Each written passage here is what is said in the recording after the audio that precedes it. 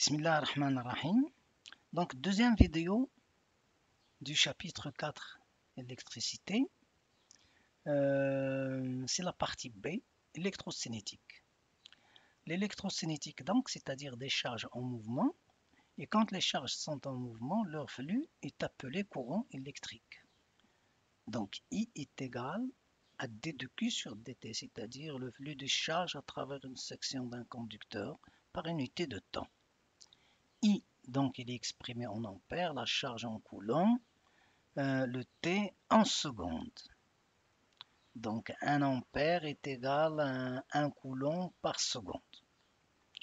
Alors, quand un conducteur est traversé par un courant, un conducteur ohmique est traversé par un courant,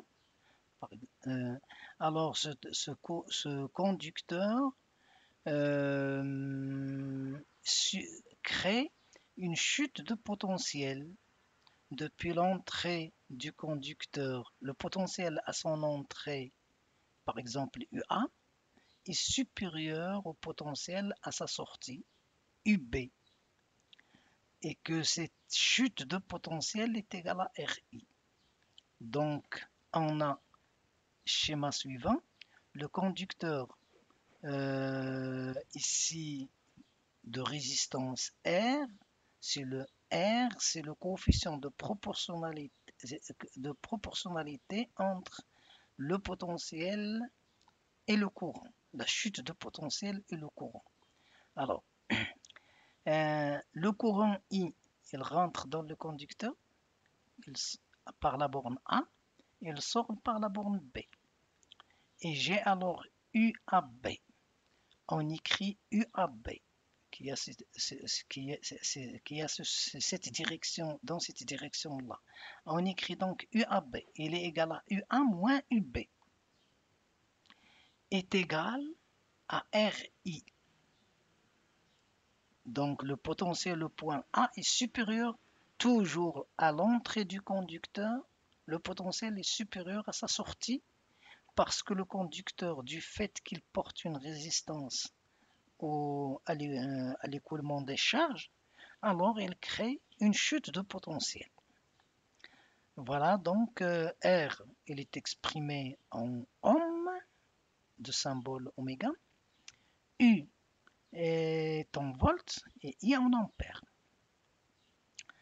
Dans les circuits, on peut avoir des résistances, on peut avoir des conducteurs de résistance R1, R2, RE, de résistance R1, R2, ainsi de suite. Alors ces résistances peuvent être montées en série ou en parallèle. Quand ils sont montés en série, je sais que la résistance équivalente à deux résistances R1 et R2, c'est R1 plus R2 en série. Et quand j'ai plusieurs résistances, c'est la somme de ces résistances. La résistance équivalente, c'est la somme des résistances de chaque composant ici, de chaque conducteur. Alors, quand ils sont montés en parallèle, la démonstration ici montre que la résistance équivalente, l'inverse de la résistance équivalente est égale à la somme des inverses des résistances montées en parallèle.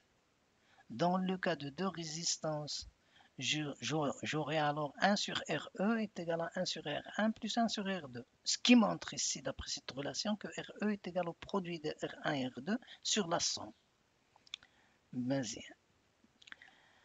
Alors, le générateur, le récepteur, loi d'Ohm généralisée. Dans un circuit électrique, j'ai des résistances, mais j'ai aussi des éléments actifs. J'ai le générateur, c'est un élément actif. C'est celui qui va donner le courant, qui crée une différence de potentiel, qui va faire circuler les charges. Alors, le générateur, il est noté E. S'il est parfait, sa résistance interne est égale à 0. Mais on note ici petit r pour montrer qu'il n'est pas parfait. Ou bien, on peut écrire R égale 0, donc c'est parfait. Bien. Le générateur réel, c'est ER. Alors, il a une borne A et une borne B. Ah, on a une flèche ici, ça veut dire que cette borne-là, elle est positive et cette borne-là, elle est négative. Parce qu'on a mis une flèche ici pour symboler comme symbole qui montre que ici, de ce côté, c'est la borne négative du générateur et de ce côté-là, c'est la borne positive du générateur. Sinon, son schéma aussi peut se mettre sous cette forme-là, dans lequel je mets la borne négative en petit trait ici et la borne ici positive. Et j'ai alors E auquel j'ajoute la petite résistance. Donc tout ceci représente ce générateur-là. Et A et B, ils sont là. Donc il est traversé par le courant depuis la borne négative vers la borne positive. Le courant I circule dans ce sens. Alors écrivons maintenant la loi d'Ohm généralisée à cette portion de circuit. Alors j'écris UBA. Je peux écrire UAB, c'est l'un des deux. Alors j'écris UBA, il est égal à UB moins UA, est égal donc à E moins RI. Je vois donc que cette tension UBA, il dépend du courant qui circule dans le circuit. Sinon, je peux écrire UAB. Quand j'écris UAB, c'est-à-dire UA moins UB, alors ici A vers B, c'est-à-dire le courant il rentre de A et il sort de B. Le courant qui rentre de A c'est la borne négative de mon générateur, donc je mets moins E. La petite résistance, il produit une chute de potentiel, je mets donc RI. Donc la tension délivrée par un la tension aux bornes AB, c'est cette expression-là, elle est écrite sous cette forme-là, ou bien sous cette forme selon le sens d'orientation de ma tension. Ici j'ai UAB. Donc UAB, c'est-à-dire moins E plus RI. Alors, cette puissance-là, quand j'ai un générateur, alors ce générateur, il fournit une puissance. Et la puissance que fournit le générateur dans ces conditions-là, c'est PF, et l'on notait PF est égal à UBA fois I. Donc je prends UBA ici et je la multiplie par I parce qu'il fournit E fois I moins les pertes par effet Joule. Le générateur fournit EI, mais je dois retrancher ce qui est perdu par effet Joule dans le générateur. Donc la puissance dissipée par effet Joule dans le générateur, c'est RI au carré. Bien. Donc il fournit cette puissance-là. Sa puissance totale, c'est EI. Mais il y a quelque chose qui est perdu par effet Joule. Donc je ne reçois que PF que j'ai ici, c'est-à-dire EI moins RI au carré. Dans le cas où ce générateur est monté en opposition avec le courant I, c'est-à-dire que le courant I rentre de la borne positive et sort de la borne négative, alors je l'appelle un récepteur. Je l'appelle un récepteur parce que lui, il consomme de l'énergie dans ces conditions-là. Il consomme de l'énergie. Alors le récepteur, il est noté donc E', R', comme ER, c'est la même chose. Sauf que quand je mets prime, je sais que le courant réel, il rentre de la borne positive pour sortir de la borne négative. Bien. Donc, le récepteur est un composant qui transforme l'énergie électrique en énergie thermique, euh, qui peut être mécanique ou chimique, qui est stockée dans le composant. La tension à ces bornes, U'Ab, elle est égale à E' plus R'I. Donc UAB est égal à UA moins UB. Donc je rentre de la borne positive, donc je dois avoir E' plus R'I parce que je traverse une résistance qui produit donc une chute de potentiel. R'I. Alors la puissance consommée dans le récepteur, c'est cette tension multipliée par le courant I, donc il est égal à E'I plus R'I au carré. Donc le récepteur, il consomme la puissance PC dans laquelle ce qui est stocké réellement c'est E'I, alors que R'I au carré, c'est dissipé par effet Joule. Donc R'I au carré, c'est la puissance dissipée par effet Joule. Et E'I, c'est ce qui est emmagasiné dans le récepteur. Très bien. De toute façon, c'est très simple par la suite. Quand on a des circuits, on sait manipuler ces choses-là. Bien. Donc les lois de Kirchhoff, ce sont les lois les plus importantes dans ce chapitre. Alors, les lois de Kirchhoff, ce sont deux lois, la loi des nœuds et la loi des mailles. Qu'est-ce que c'est un nœud? Un nœud, c'est le lieu de rencontre de plus de trois fils électriques. Par exemple, ici, j'ai un fil qui ramène le courant I1 et j'ai un fil qui fait sortir le courant I2 et un autre fil qui prend le courant I3. C'est un nœud. Alors, la branche, dans ce circuit-là, la branche, c'est entre deux nœuds successifs. Par exemple, je prends ce nœud-là A, je continue jusqu'au nœud B et je dis ça c'est une branche. Et quand je suis ce chemin-là, ça c'est une autre branche. La même chose ici, quand je fais cette branche, ce circuit-là, c'est une autre branche. Donc, une branche, elle est comprise entre deux nœuds successifs. C'est la portion de circuit comprise entre deux nœuds successifs. Par exemple, ici, dans ce circuit, je vois qu'il y a trois branches.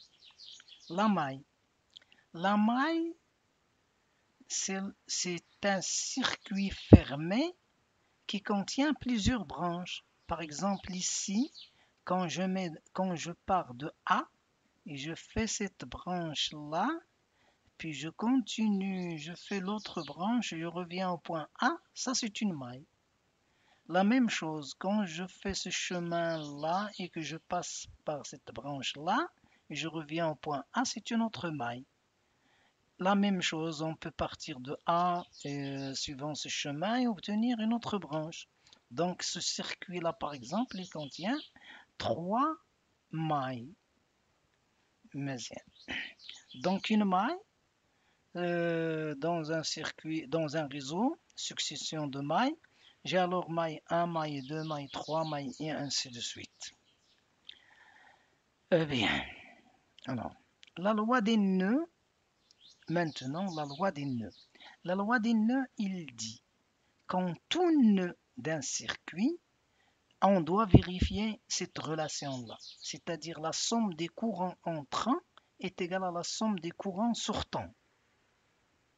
Dans ces conditions-là où je n'ai que trois courants, alors I1 rentrant, I2 rentrant, c'est la somme, est égale à ce qui sort, c'est I.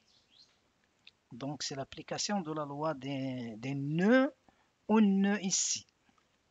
Alors la loi des mailles, il me dit, puisqu'une maille est un circuit fermé, donc la somme des tensions au niveau de chaque branche, la somme des tensions en décrivant toute la maille est égale à 0. UK et la tension qui règne aux extrémités de la quatrième branche. Donc si Mn ici, c'est le nombre de branches qui forment la maille dont on parle ici. Bien. Par exemple, quand je prends cet exemple-là, j'ai une maille ici. Écrivons la loi des mailles à cette maille-là.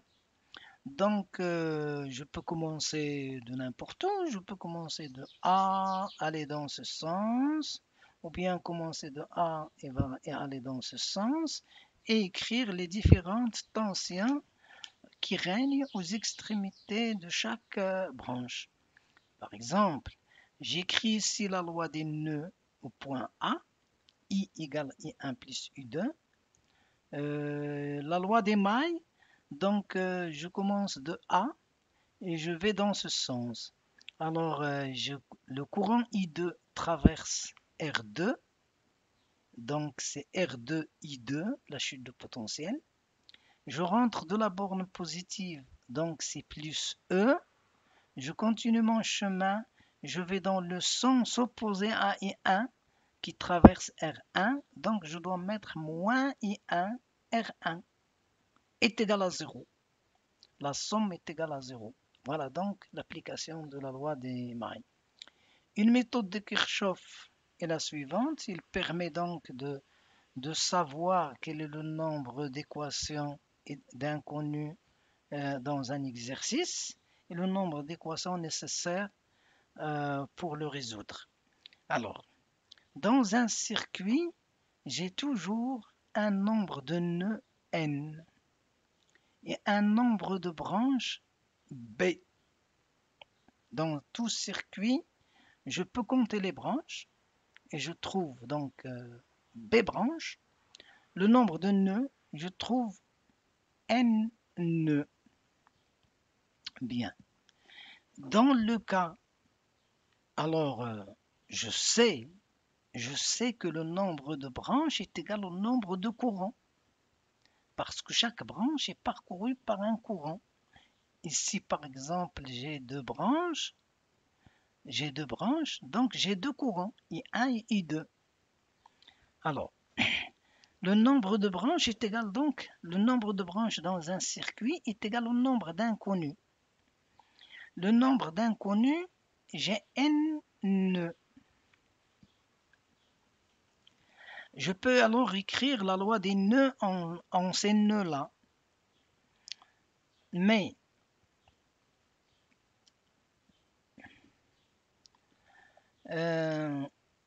je dois prendre je dois prendre la loi des nœuds en n-1 nœud.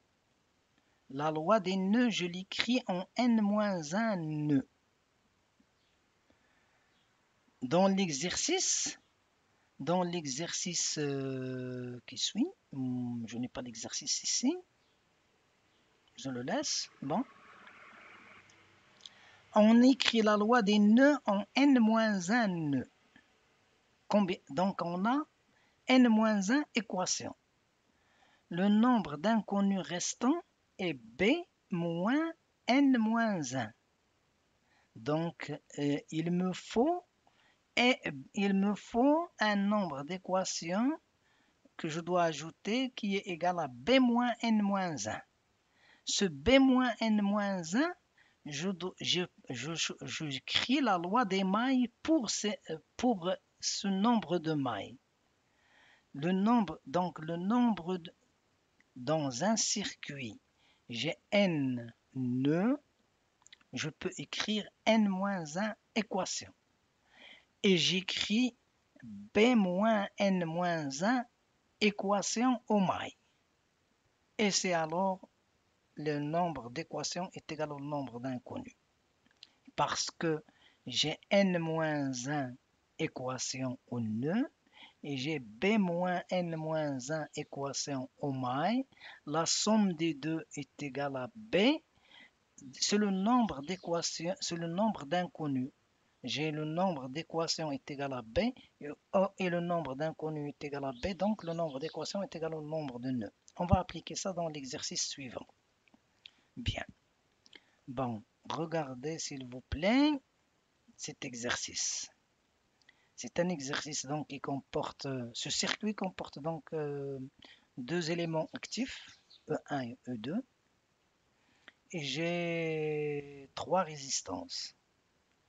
Les valeurs des résistances sont connues, les valeurs des tensions E1 et E2 sont connues, donc les inconnus ce sont les courants I1, I2 et I3. Alors, le sens de ces courants, il est choisi au hasard.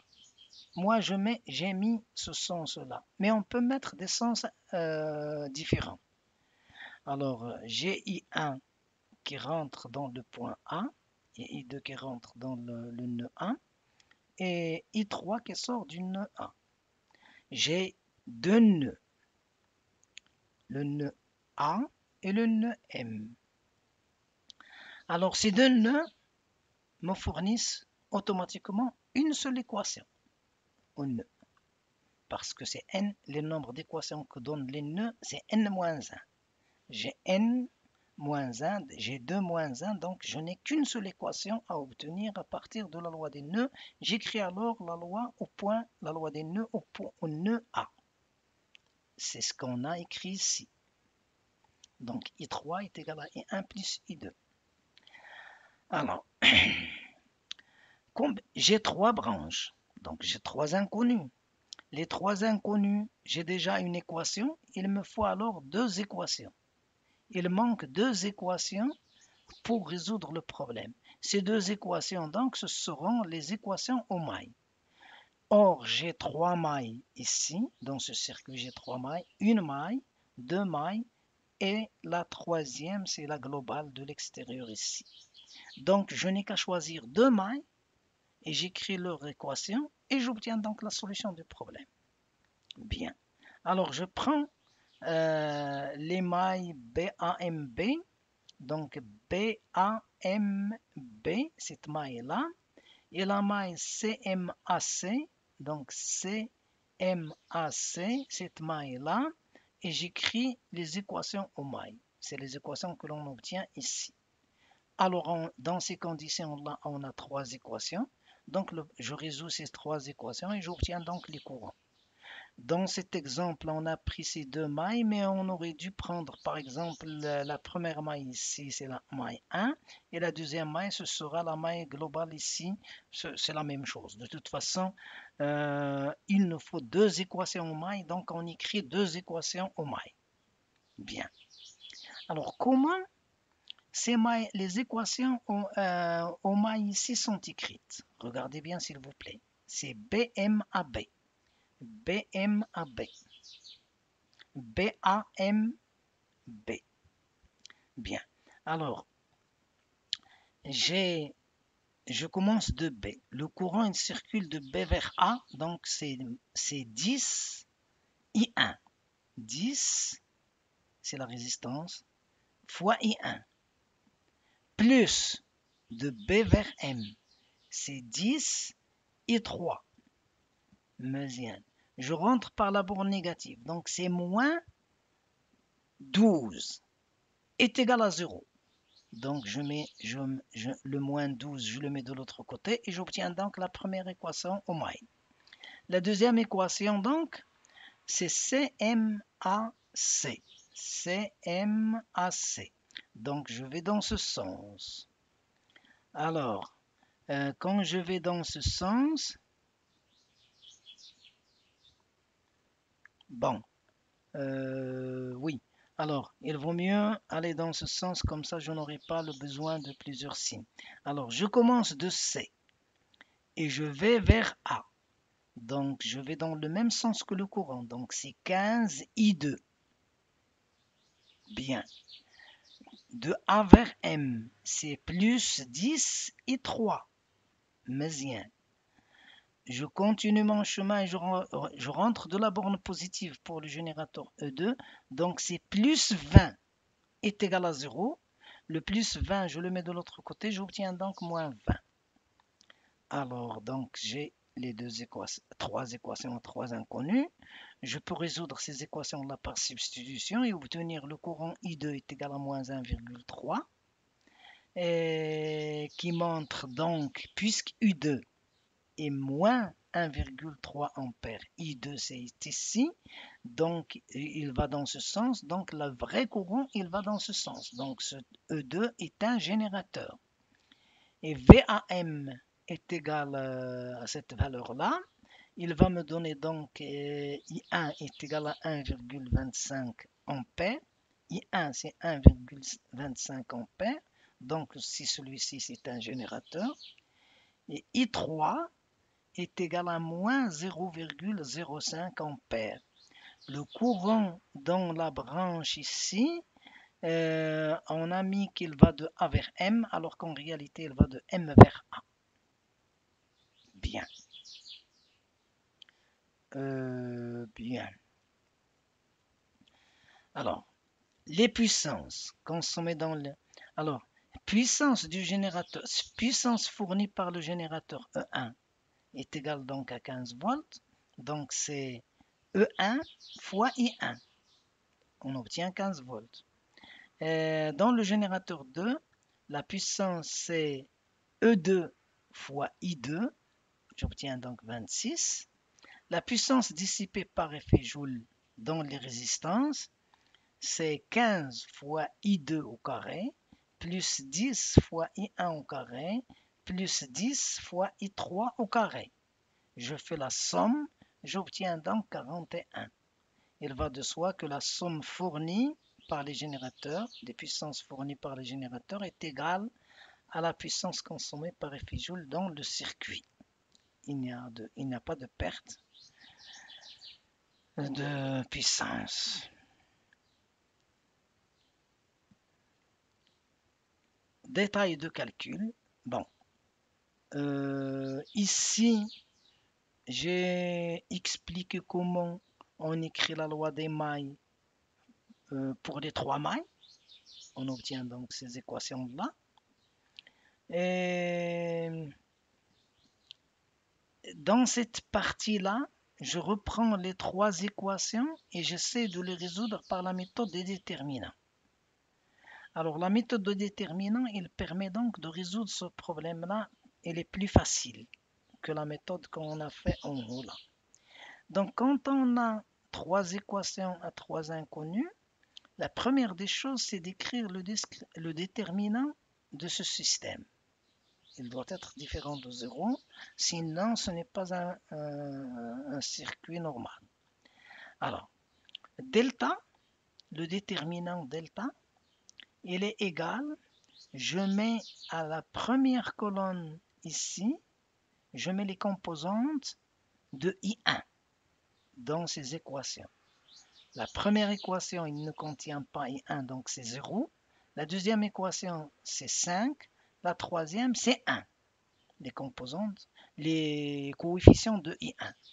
Ici, les coefficients de I2. Donc, les coefficients de I2, c'est 3, 0 et 1.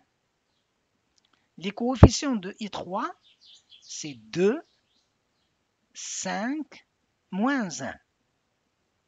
Je calcule ce déterminant comment? J'ai 0, je barre la ligne et la colonne de 0 et j'écris 0 fois ce déterminant. Donc ici 0, donc je sais que c'est 0, pas la peine de l'écrire. Alors moins 3,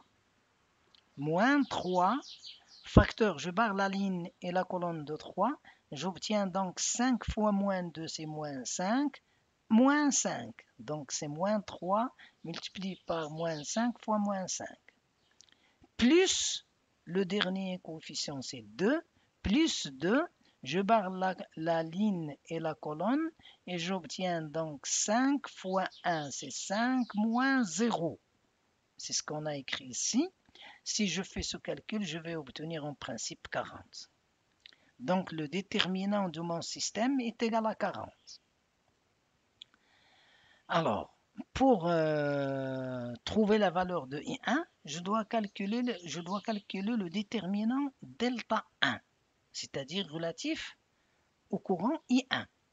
Alors, pour calculer le déterminant delta 1, je prends les coefficients de I1 et je les remplace par les valeurs que j'ai ici après les égales. Je les remplace par moins 4, 6, 0. Moins 4, 6, 0. Et je laisse les coefficients ici, je les laisse tels qu'ils sont dans delta. Alors, delta 1, c'est-à-dire je remplace la première colonne par les valeurs que j'ai ici. Et je calcule le déterminant de la même manière ici. Donc c'est moins 4 multiplié par ce déterminant, 0, moins 5, moins 3 multiplié par moins 6, 0, plus 2 multiplié par plus 2, donc 6 moins 0 est égal donc à 50. Donc le courant I1 est égal à delta 1 sur delta. La valeur de delta 1, c'est 50. La valeur de delta, c'est 40. Donc c'est 5 sur 4 ampères. Pour calculer le courant I1, je dois calculer delta 2. Alors delta 2, c'est-à-dire je prends dans delta la colonne des coefficients de I2 et je la remplace par les valeurs que j'ai ici. Alors, c'est-à-dire je la remplace par moins 4, 6, 0 et je laisse la première colonne et la deuxième colonne telle qu'il est dans delta. Et je calcule le déterminant, j'obtiens donc moins 52. Donc I2 égale delta 2 sur delta. Donc est égal à moins 52 sur 40 qui donne donc 1,3 ampères. C'est-à-dire la même valeur que ce que nous avons obtenu avant. On peut calculer I3 de la même manière en calculant delta 3 et en disant que I3 est égal à delta 3 sur delta, ou bien on connaît la loi des nœuds, je connais la valeur de I1 et de I2, donc je peux calculer I3. Mais bien, je vous remercie et je vous souhaite bonne chance. Wassalamu alaikum wa rahmatullah.